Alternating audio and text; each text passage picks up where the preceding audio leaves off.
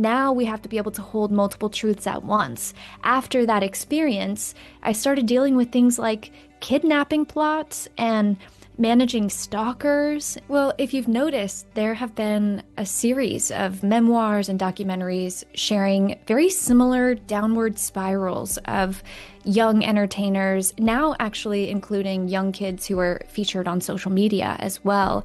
Yet no one has unpacked why this happens repeatedly or how to intervene and prevent harm.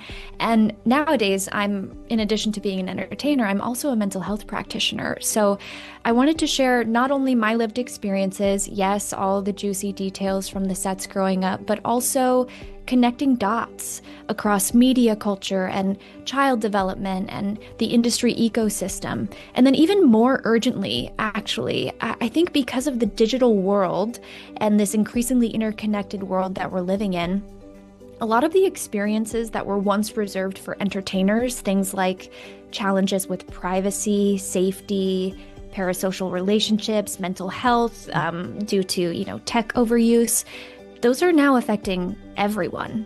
The breakneck speed of the industry and this concept of overnight success, even though I had already been performing for 6 years at that point, it speaks to the way that we value this idea of success, meaning status and power and wealth accumulation. And while we can absolutely use those metrics to some degree, what we didn't realize is that this cascade of opportunities actually ended up leading to a lot of different health issues simply because we had no idea the short and long-term consequences of being that visible that young. And so Missy herself was wonderful. I mean, I have such a beautiful experience. Every time I reflect on those memories, my entire body feels warm and I feel gratitude.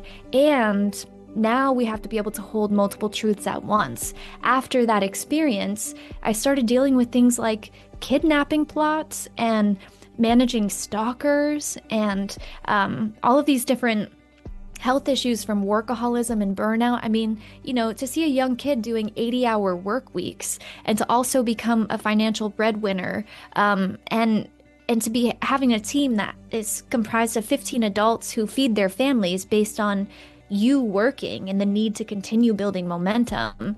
You talk about, is it worth it? Let me work it. I was working. I promise you I was working, in more ways than one. Working with Bonnie Hunt on Cheaper by the Dozen. So she played the mom of 12 kids, but in real life, while she didn't have children of her own, she was a former nurse practitioner, a registered nurse, and that kind of compassion and heart and attunement. I mean, talk about someone who was so present, knew each of us as if we were her own. That actually represented, some kind of mother-daughter dynamic for me that I held on to. I made sure that I touched base with Demi because we're talking about our arc of friendship over the years. And so I wanted to be sure people had the context. And thankfully, Demi has also been very vocal about her experiences. So I was able to build on that and share what it was like to be in, from my vantage point as all of these different events unfolded. We've been through a lot, individually and together, but there are actually a lot of adults who are very well-meaning and simply unprepared. The training for working with minors doesn't exist to the degree that it needs to. And that's actually why I designed Artist Wellbeing Essentials. It's the first of its kind, as far as I know, toolkit where families, guardians, young artists can actually get the information and the tools they need to navigate performing arts spaces.